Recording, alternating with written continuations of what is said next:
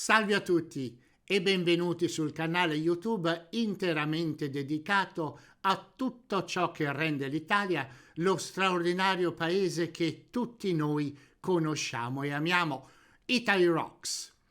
Se siete naufragati su questa verde oasi dalle vostre navigazioni in rete, lasciate che mi presenti.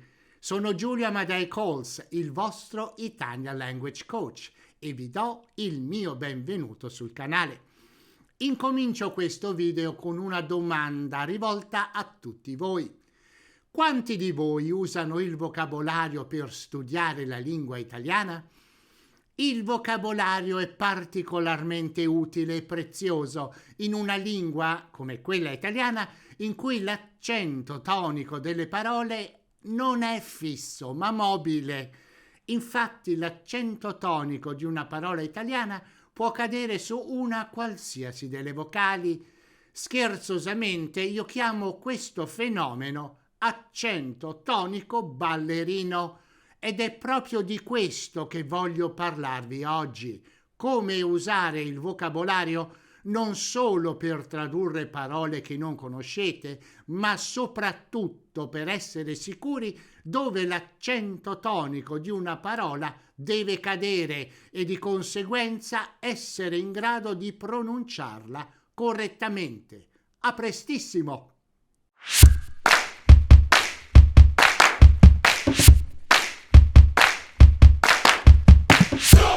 Dunque, cominciamo col dire che se dovessi farvi un discorso rigoroso e grammaticalmente corretto, dovrei parlarvi e mostrarvi la sillabazione delle parole della lingua italiana, cioè la divisione in sillabe, ma non lo farò. Questo perché, come ormai sapete, il mio scopo principale è quello di guidarvi nel mondo della lingua italiana parlata. Più precisamente, voglio mettervi in grado di conversare e quindi di pronunciare l'italiano con sicurezza, senza grossi problemi di fraintendimento e quindi senza paura di fare una figura barbina. Per questo motivo ho deciso di impostare la mia spiegazione e i miei esempi parlando di vocali delle parole e non di sillabe, semplicemente perché l'accento tonico cade sulle vocali. Quindi il mio primo consiglio è quello di cominciare a pensare in termini di vocali toniche, che per brevità in questo video chiamerò più semplicemente vocali. Facciamo un piccolo esercizio insieme. Prendiamo la parola potare. È chiaro che l'ultima vocale è la E di Empoli. La penultima vocale sarà quindi la A di Ancona, la terzultima la O di Otranto. Sapevate che i linguisti raggruppano le parole italiane in base alla posizione della vocale tonica? Sì, è proprio così. Vediamone i nomi. Parola tronca, in cui l'accento cade sull'ultima vocale. Per esempio, sostantivi come città, caffè, libertà, sensibilità, ma anche le seguenti forme verbali: modo indicativo, tempo futuro semplice, prima e terza persona singolare. Io andrò, Luigi partirà. Tempo passato remoto, terza persona singolare. Lui andò, Rosa partì. Ricordatevi poi che questo è l'unico accento marcato nell'italiano scritto. Parola piana, in cui l'accento tonico cade sulla penultima vocale.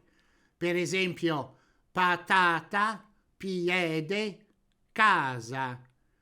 Tutti gli infiniti dei verbi italiani, inclusi i participi presenti e passati, appartengono a questa classe di parole. Ecco un esempio: verbo andare, participio presente andante, participio passato andato. parola sdrucciola, in cui l'accento cade sulla terzultima vocale. Per esempio in nomi come tavolo, zucchero, sandalo e in tutte le seguenti forme verbali. Modo indicativo, tempo presente, terza persona plurale. Loro amano, loro partono. Dovete tenere presente che queste generalizzazioni che vi ho dato riguardo le forme verbali hanno delle eccezioni. Purtuttavia seguitele perché vi danno una prima traccia di come pronunciare queste classi di parole. È vero, una caratteristica delle parole italiane è di avere l'accento tonico ballerino, cioè che può cadere su una qualsiasi vocale della parola. Però un'altra generalizzazione utile per voi da ricordare è la seguente. Statisticamente parlando, la hit parade delle parole della lingua italiana è la seguente. Primo posto, parole piane. Ricordate, 4 parole italiane su 5 sono piane. Ficcatevelo bene in testa. Secondo posto, parole sdrucciole. Terzo posto, parole tronche. Per quanto riguarda quest'ultima classe di parole, poi, la loro identificazione è facilissima. Nell'italiano scritto, perché queste parole sono le sole in cui il segno grafico dell'accento è presente, come abbiamo già visto. Nell'italiano parlato il riconoscimento è molto semplice perché è la vocale finale, quella che sentirete accentata, ed è questa ultima vocale che voi dovete ricordarvi di accentare quando parlate. Sono sicuro che adesso vi state chiedendo: sì, Giulio, questo sarà pure vero ed è molto interessante, ma noi come diavolo facciamo a, primo, sapere dove cadono gli accenti e secondo, ricordarci come pronunciarli correttamente? Ed ecco entrare in scena il vostro salvavita. Il vocabolario. Non importa se monolingue oppure bilingue. Vi ho già parlato in altri video di quanto importante sia il ruolo del vocabolario nello studio dell'italiano. Quando però si affronta il problema spinosissimo dell'accento tonico in italiano, il vocabolario diventa fondamentale strumento che veramente vi può salvare da un sacco di situazioni spiacevoli, causa di insoddisfazione e confusione. Ma perché il vocabolario è così importante in italiano? Perché delle parole italiane è sempre e comunque riportata la vocale tonica, ma c'è di più. Se il vostro vocabolario non riporta nessun accento, vuole dire che la parola di cui state cercando la corretta pronuncia è una parola piana e quindi l'accento tonico deve cadere sulla penultima vocale, come abbiamo già visto. Vi do ora un esempio classico della natura ballerina degli accenti nella lingua italiana parlata e vedremo insieme come usare il vocabolario per risolvere il problema della posizione dell'accento tonico. Scrivo la seguente parola senza nessun tipo di accento tonico.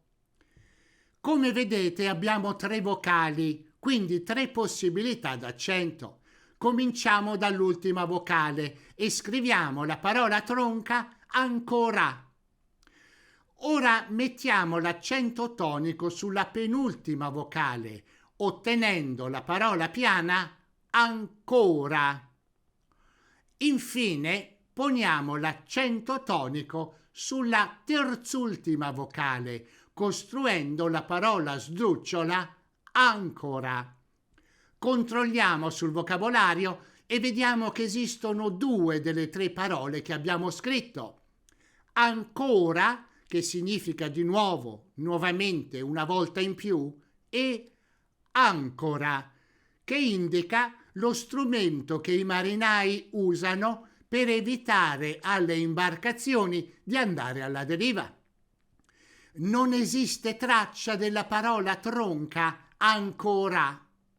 Ma allora possiamo tranquillamente supporre che questa parola non esiste? Sì e no. Sì, perché in effetti tale parola non è parola italiana, fidatevi. No, perché in generale non trovare una parola sul vocabolario non ci dice nulla sulla sua effettiva esistenza. Mi spiego, le forme verbali non sono di solito riportate dal dizionario, come sapete già dai miei video precedenti. Ma vi ho fatto vedere oggi che alcune forme verbali sono parole tronche. E allora che fare?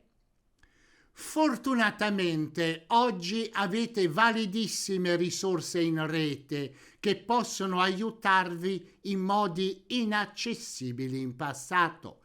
Tutti i maggiori vocabolari italiani, monolingue e bilingue, hanno una versione online.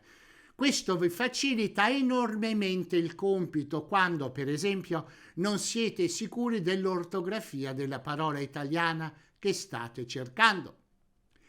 In più e soprattutto, questi meravigliosi strumenti di studio riportano la coniugazione completa di tutti i verbi, includendone l'accentazione.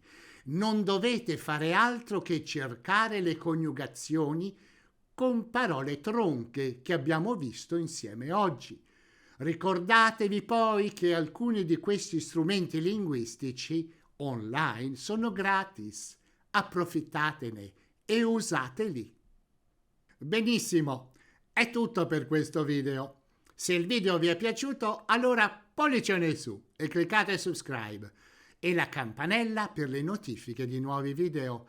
E ricordatevi sempre, it's my job to make your Italian sound terrific. Ciao, a presto!